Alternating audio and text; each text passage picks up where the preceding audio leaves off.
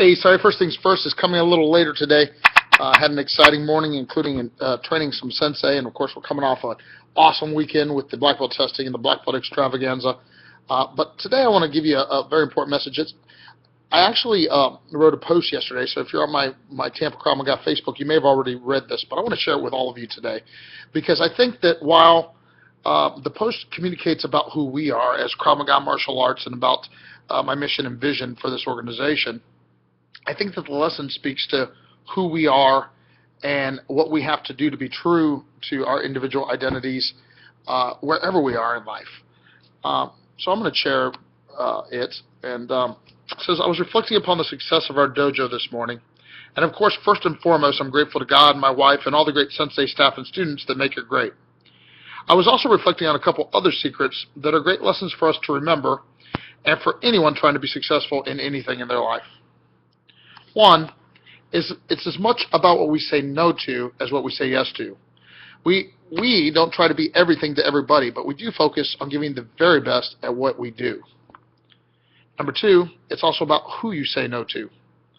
I used to wrongly believe that I wanted everyone as a customer. Now we're selective. Everyone, of course, is welcome who wants to be part of our family and acts like they do, but I no longer allow any negative forces in the midst.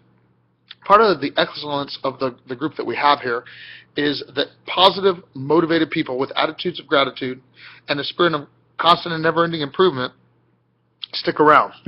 Sour apples who choose to be consummate complainers, spread derision, or be otherwise negative towards kids, students, or staff are invited to do so elsewhere. There are places that both accept and give such behavior. I choose to protect my students from stinking thinking. 3, we know exactly who we are, and we're proud of that. I'm not a Krav Maga school in the same sense as a fight school that focuses only on that aspect. Someone actually called me out on that the other day in a discussion group, and they said, Krav Maga is not a martial art. And they're actually correct.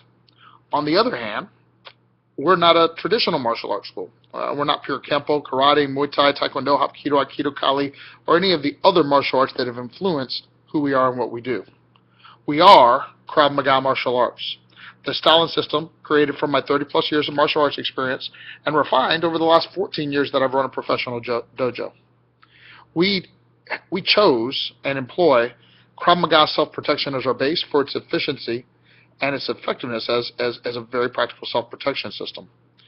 We also use techniques from kickboxing, karate, taekwondo, Kempo and Kempo Jitsu, Kali, and more.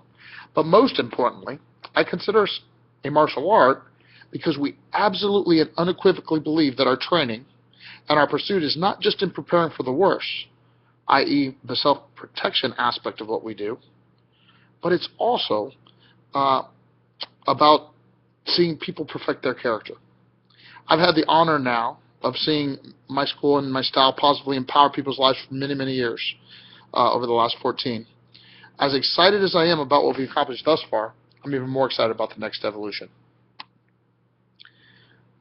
So I wrote that in response to confusion about who we are. We're not a Krav Maga school, and we're not a martial arts school. We are a Krav Maga martial arts school. We are the Krav Maga martial arts school, and we are going to be opening more Krav Maga martial arts schools. Our specific identity, who we are, and I believe it's the best of both. I believe it's the best self-protection from Krav Maga and the best character development program that's based not even only on all the different martial arts that I've studied, but honestly on my leadership experience, on my degrees, my upper-level educational training, and just all the experiences of life that have allowed us to put together the program, and a lot just from the experience that we've had over these years. My challenge to you is to take the parts of this message and do the same thing wherever you are in life. First of all, know who you are and what your purpose is. What is it that makes you excited? What do you say yes to, and what should you say no to? Who should you say yes to, and who should you say no to?